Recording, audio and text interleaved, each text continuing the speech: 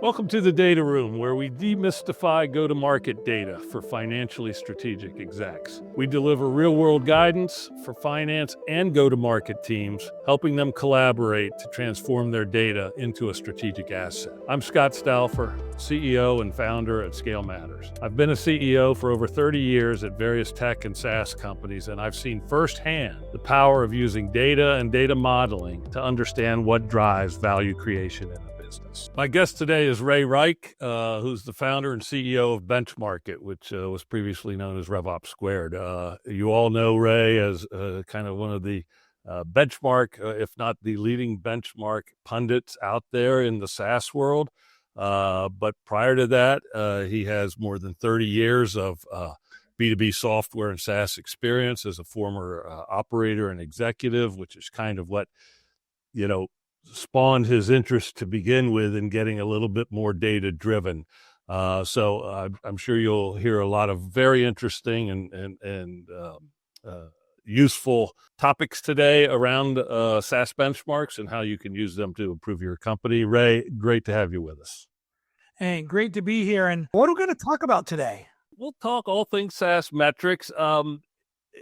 As you know from our time together over the last few years, scaleMatters is very focused on how to use metrics and data to help SaaS companies basically grow faster, improve valuations, et cetera. So maybe talk to me about a time that you know of when there's a SaaS company that, because of seeing where they fell in a certain benchmark on some certain metric, it actually was the inspiring force to cause them to change their strategy altogether and potentially get a different result. Do you have any anecdotes like that to share? I've got one that I really love. This was about a little over 2 years ago. A PE, a private equity company, and one of their partners had taken majority control of an Australian-based SaaS company, about $30 million in size. And for some reason, this general partner loved my content. He made it mandatory listening to a lot of his partners and associates. And they said, we're not going to approve this year's budget until you go into this portfolio company and do a SaaS metrics and benchmark assessment. So I went in. It's a standard, kind of a 2-hour ingestion process. I do the analysis. And the thing that came up, Scott, was their NRR, net revenue retention, was very low for a $200K plus product with a multi-product portfolio. So I showed the private equity and the CEO and CFO of the company the enterprise value to revenue multiple impact of NRRs. NRR at 110% or NRR at 120%. So as I talked about how they were doing upsells and cross-sells, it was more of when the AE thinks about it, it wasn't a intentional, hey, CSMs have to develop upsell, cross-sell opportunities or leads and hand them over. They didn't have an account management group, et cetera. So they did completely change how they went about expansion ARR, upsells and cross-sells. In about 18 months, they were up to 110% NRR. And 6 months later, they're up to about 116%, and they got up to 120%. I got a call out of the blue about 6 months ago. So 2 years after I'd done the assessment, and they said, we just sold the company. It was our biggest return ever. It was our highest enterprise value to revenue multiples. And the key difference the acquiring PE company said was that our NRR was trending so positive. So I'm like, this is a great story, and I'm so glad that one of my recommendations actually turned into positive ROI, Scott. Did you do that engagement for warrants, Ray? I did not.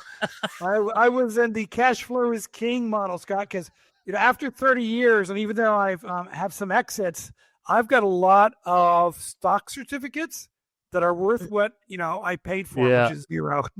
I hear you 100%.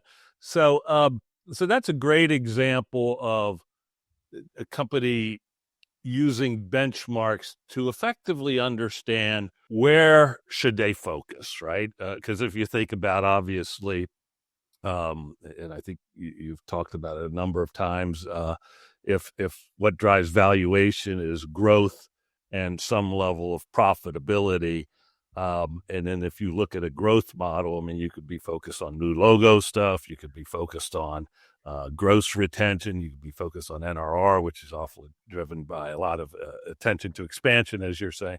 But that seemed to be the real value here, was helping them understand where they needed to put their attention. Is that what you would say? That is true. And that is because we knew what their goal was to increase enterprise value over the next 2 to 3 years. And, there's different types of benchmarks. So it's the operating benchmarks, right? Like your CAC payback period, NRR. But there are also the enterprise value to revenue multiple benchmarks.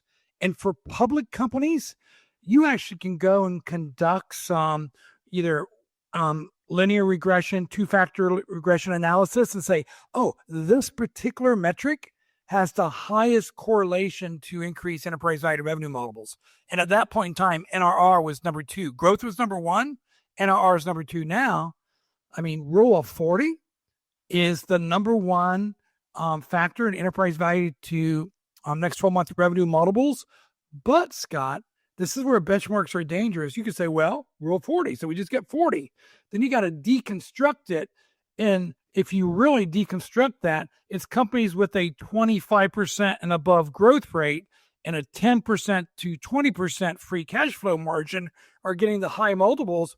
Because if you have a 10% growth and a 35% EBITDA, you're not going to have the highest multiples, because they will overpay for growth, which is why the rule of X metric came out. Yeah, no, I've seen that, and it's pretty interesting. Growth at all costs, but with a wink. But we still you got to have some profitability. But as long as you got some, then all that really matters is growth. Well, Scott, that's that's why. So Byron Dieter from Bessemer Ventures, a really good old friend of mine, and one of the fathers and OGs of SaaS metrics.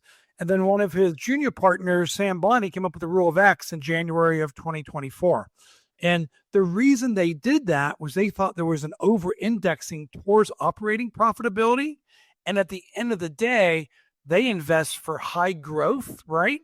And high enterprise value to revenue models. So that's why through rule of X, they looked at all these public companies over the last 10 years, and they were able to determine, using a two-factor regression model, that growth is actually at median over 10 years, 2.5 times more important to enterprise value to revenue multiples than free cash flow margin.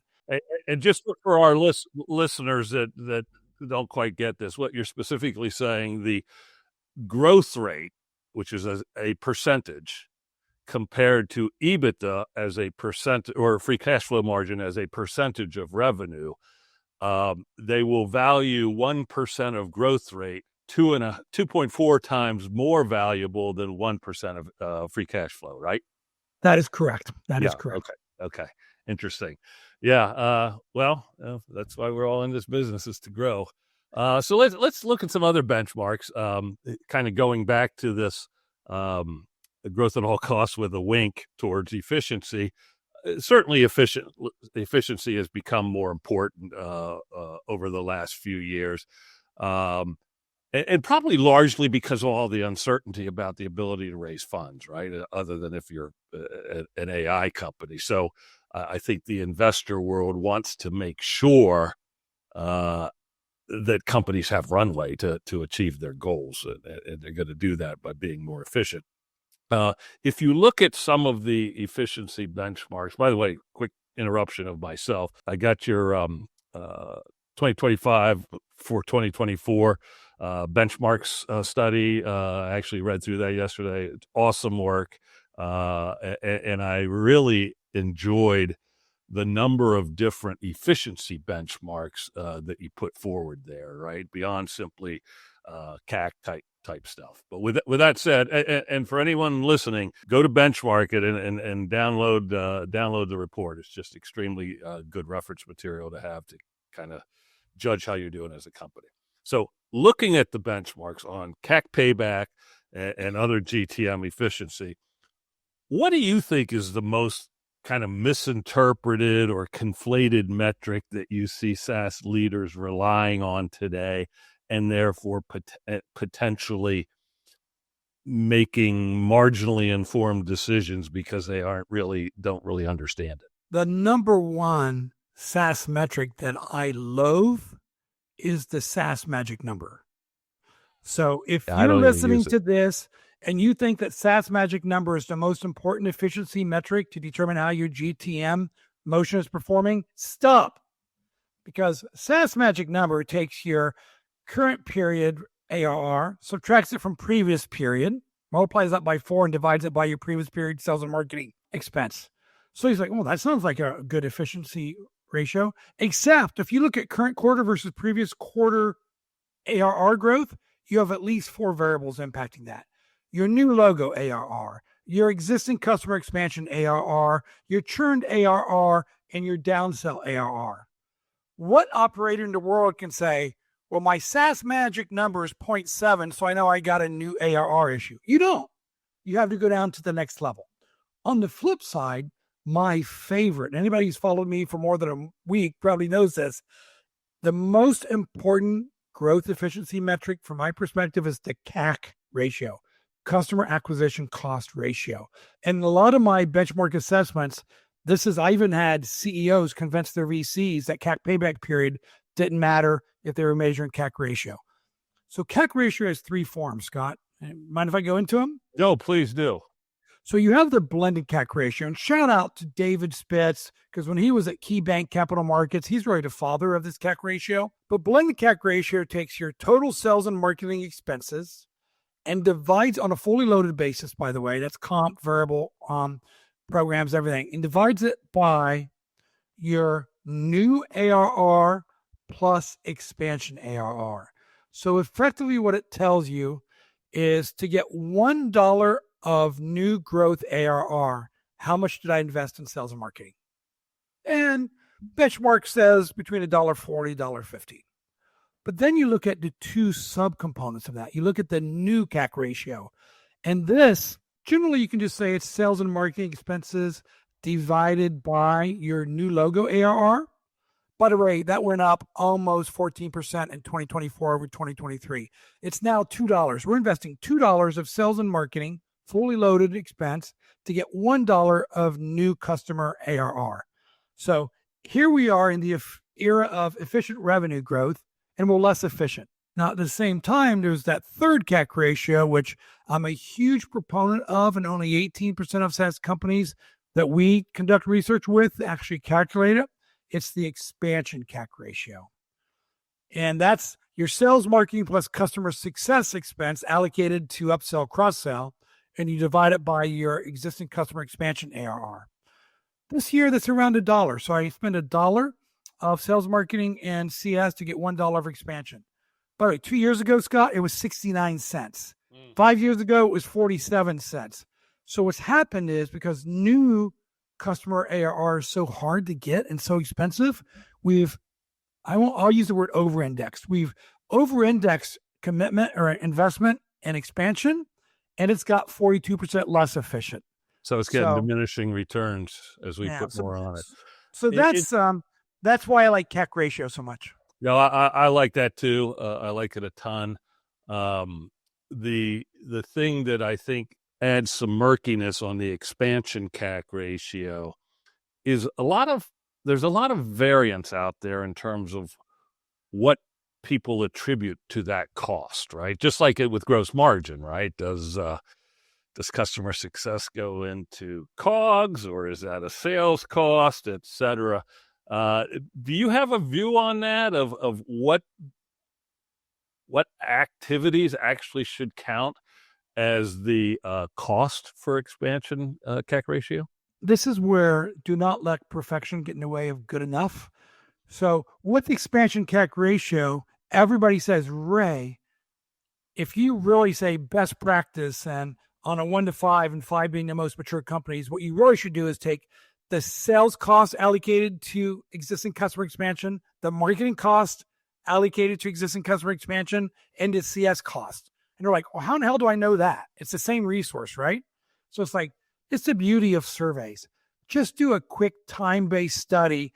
Just send a survey out to all your people who touch existing customers, expansion, say, hey, what percentage of your time is spent on onboarding new customers, onboarding a customer, supporting a customer, managing a customer, or upselling and cross-selling a customer. So let's say the CSMs on average say, hey, 18% of our time is on upsells and cross-sells. You take 18%, you multiply it by your CS cost, and you've got a good enough directional to know what the cost is to expansion ARR. Now, the next level question I get, Scott, is, well, we have cross-sells, we have upsells, and we have natural expansion. I was like, well, what's natural expansion? Well, we've got usage-based, right? More seats. So then I say, okay, so you know what is an upsell or a cross-sell because you have a new contract, right? So you could just say, okay, I'm going to strip out the organic expansion ARR and just focus in on the upsell or cross-sell. So there's many ways you could skin this cat, Scott. The key is define it and be consistent with how you're measuring it. I love the survey method. You could do it once a year, maybe twice a year at most, because it really doesn't change that much. And it's simple, and it's a good tip for people because I think people just get hung up on getting the details, and it's not that critical as long as you're consistent in the way you do it. Yeah. And by the way, there might even be some surprise other benefits. So I had one client actually do this survey, and they found out their CSMs were investing 64% of their time on customer support, and they had a customer support function. They're like, what do you mean you're spending 64% of your time? And as they did the investigation, a lot of how-to calls. They had a relationship with the power user, and they would call and they'd do a half-hour chit-chat. It's like, you've got CSMs doing the job of your support team. Yeah, you maybe end up with a better customer experience, but it's at a cost for sure. So Interesting. So how can leaders, in the anecdote that you gave us about the Australian company, it was clear that they used the benchmark to understand that, they've got an NRR/expansion problem, and they really need to focus on that. How else can leadership teams use benchmarks to improve their operational performance? And related to that, who do you think are the primary beneficiaries of benchmark data? Is it investors or is it operators? And why do you think that? Well, investors are going to use it to tighten enterprise valuations. So they love them because it says, how does company A compare to company B to company C, right? Yep. But great operators use them as, I'll say, directional guidance and guardrails. Because if you know the benchmarks for your like company cohort, and this is so important, Scott, you can't look at general population benchmarks. You got to look at benchmarks that are relevant to your company size, your annual contract value. In today's world, quite frankly, your pricing model, your go-to-market motion, sales and very cycle, importantly, your financing source. Because by the way, the latest benchmarks that you mentioned a few minutes ago, VC-backed companies are spending 47% of revenue on sales and marketing, and PE-backed companies are spending 33%. Why?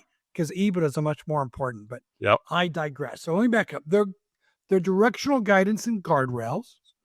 Never be a slave to a particular metrics, benchmarks, without understanding the trade-offs. I'll give you an example, Scott. If your median growth rate for your cohort is 25%, and your CAC ratio is $1.50, I'm just making up numbers here, right? Uh-huh. Right? You can say, okay, those are good guidelines. But our growth rate is 42%. We're in the top decile. You're going to say, I'm going to sacrifice a little CAC ratio efficiency to be growing in the top decile. So that's where you need to understand the trade-offs between metric A and its benchmarks and metric B and its benchmarks. That's very important. Never be a slave to a particular metric and its benchmarks. Well, again, and that brings you back to rule of 40, rule of X, the relative value of growth versus free cash flow and profitability. And I mean, that's a trade-off you're making, but, understand that growth is still valued more than free cash flow. I was working in a VC-backed company. We were about 15 to 16 million ARR. And I was in a board meeting, and the board beat the hell out of me. And I was running sales and marketing at that point in time. And they're like, your CAC ratio is too high. And I'm like, well, why do you say that? They go, your CAC ratio is $1.76, and it should be closer to $1.50. And I'm like, yeah, but my growth rate right, from the benchmarks I have, is 17 points higher than the median for my light company peer group, right? I go, don't you think there might be a trade-off there? Now, this is an example of winning the battle but losing the war, because I pissed off this board member, right? Because I had the numbers, right? And he's like, no. He goes, yeah, we're growing great. Part of that's because of expansion. We have a multi-product portfolio. You've got to worry about being efficient. It doesn't sound like you're worried about it. So I called my buddy, Byron Dieter at Bessemer, who wasn't involved in this company, and I gave him all the details. And I said, hey, this is what we're growing. Here's our average deal size. He goes, if you had a $2, even up to 225 CAC ratio, if you keep growing at that level, I'd say keep going. So I have one board member that says, surely this is what you need to do. And one of my kind of guys I idolize, right, in the industry saying, no, go faster. Yeah. Interesting. So, you mentioned cohorts before and being very careful not to get misled by sort of aggregated cohorts and stuff. And clearly they're only useful if they are derived from similar companies to your own, right? How many companies do you feel, and the reason I mean, you're as expert as anybody to answer this is because you're doing these benchmark surveys, but how many are needed to create a cohort that someone can have high confidence in that benchmark data being very relevant to their business? Do you have a view on that? Yeah, it's it depends view, but I'll tell you a few of the principles we'll lean upon, Scott. So number one is the central limit theorem. I won't get into a lot about the central limit theorem, but it's a statistical theorem, and it says, if you have at least 30, a sample size of 30 in a particular segment, is probably going to be good enough. But if you have 6 segments, like I have with my growth rates, and I want to have at least 30, at least close to 30, that means I need 180 total population, when I shouldn't say total sample size, right? And hope that it's evenly distributed, which is not always going to be. Right. So another thing I do is to try to test statistical integrity. I will use, you look at the standard deviation of the mean, and I try to have no more than 2 standard deviations, because the empirical rule says that 68% of a sample should be within 1 standard deviation of the mean, 95% should be within 2 standard deviations of the mean, and 99.7 should be within 3 standard deviations of the mean. So what we do when I see too many outliers, or I have a higher standard deviation than 2, I will often eliminate any of those that are more than 2 standard deviations from the mean. Okay. Now, a pure statistician might say, well, you're kind of biasing the sample then because you're eliminating the outliers. But after doing this for several years, if someone says they have a blended CAC ratio of 5.2, there's something wrong with that. Cool. So, when we were together in New York recently, talking about SaaS Metrics board and efforts to standardize definitions, and the most common SaaS metrics, they aren't really defined by some standards such as GAAP that you'd find on certain financial metrics. So it often tends to lead to some variability in the way people calculate this stuff, right? How do you control for that when you're putting together your benchmarks report?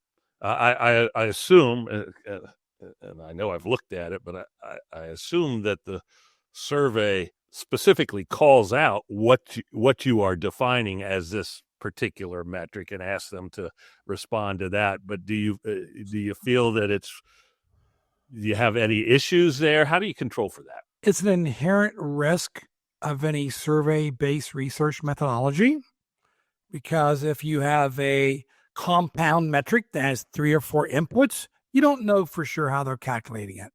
So we do 2 or 3 things. So number one, with every question in our survey, for every metric, we have a calculator. That calculator actually adheres to the SaaS Metrics Standards Board definition, so people can calculate. 90% of people don't do that, Scott. They just type in the number. My CAC payback period is 18 months. Yeah. That's why we use the standard deviation and the empirical rule to try to eliminate outliers. Okay. But to be perfectly 100% candid, we can't control for the calculation formula used. An example of that will be CAC payback period. The standard has a gross margin adjusted CAC payback period. Even Insight Partners, what a great investment firm, they have a non-gross margin adjusted CAC payback period. You can't completely get away from it, Scott, and that's why you got to have 2 or 3 different guardrails, like the standard deviation model and the empirical rule model. Yeah, interesting. By the way, but don't let perfection get in the way of good enough. That's why benchmarks are not fixed rules, they're guidelines. Yeah, well, it's part of why we're having this conversation. It's because I'm hoping to give people confidence to take more advantage of benchmarks, because they're not wrong. They just may not be precisely as right as you'd like them to be, but they're better than nothing for 100%, right? Dude, Scott, do you know what the highest correlation to liking or not liking benchmarks are? Whether your company's in the lowest percentile or not. Exactly. For companies who are in the 75th percentile, no one's ever asked me, how do you calculate this? How do you ensure? But when they're in the 25th percentile, Scott, I got to tell you this, and I don't mean to make this podcast go on too long, but I was doing one of these assessments, and we were talking about marketing contribution to new ARR, because we were looking at marketing source leads.